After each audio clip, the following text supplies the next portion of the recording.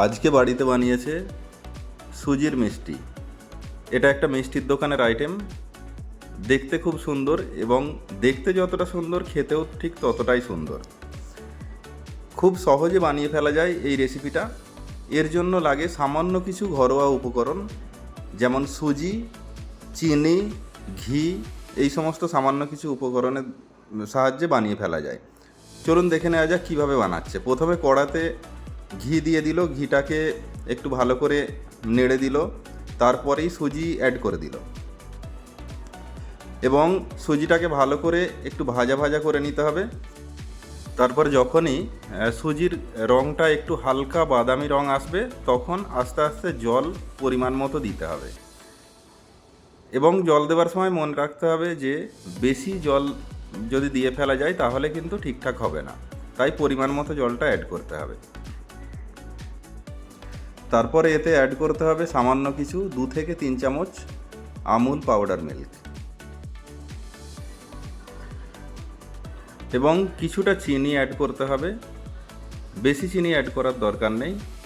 আর তার সঙ্গে সামান্য এলাচ এর মধ্যে দেওয়া হলো এবং দিয়ে ভালো করে এটাকে মিক্সড করে নিতে হবে।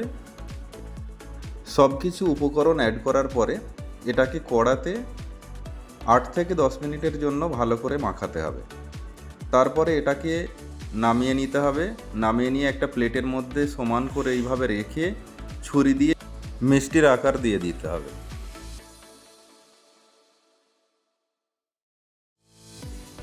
একটা একটা করে প্রত্যেকটাকে মিষ্টির শেপ দিয়ে দেওয়ার পরে এবারে আমাদেরকে একটা পাত্র নিতে হবে, নিয়ে চিনির সিরা তৈরি করার প্রস্তুতি নিতে হবে। তাতে কিছুটা জল, এলাচ এবং চিনি দিয়ে ভালো করে সেটাকে ফুটিয়ে নিয়ে চিনির সিরা তৈরি করে নিতে হবে এবং চিনির সিরা তৈরি হয়ে যাওয়ার পরে আমরা এবারে একটা কড়াতে তেল গরম করে মিষ্টিগুলোকে ভালো করে ভেজে নেওয়া হবে এবং ততক্ষণ ভাজতে হবে যতক্ষণ না পর্যন্ত মিষ্টির গায়ের রঙটা পুরোপুরি বাদামি রঙের হয়ে যায়।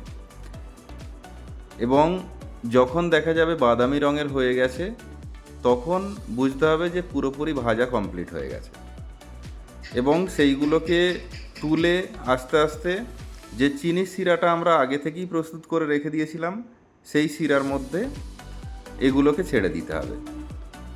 কিন্তু সিরা মনে রাখতে হবে চিনির সিরা যেটা থাকবে সেটা যেন পুরোপুরি ঠান্ডা না হয়ে যায়, বেশ যেন গরম থাকে। তারপরে চিনির সিরায় সেগুলোকে ভালো করে ডুবিয়ে দেওয়ার পরে ওটাকে রেখে দেবো আমরা 2 থেকে 3 ঘন্টার জন্য। 2 থেকে 3 ঘন্টা পরে দেখা যাবে সম্পূর্ণরূপে মিষ্টি তৈরি হয়ে গেছে।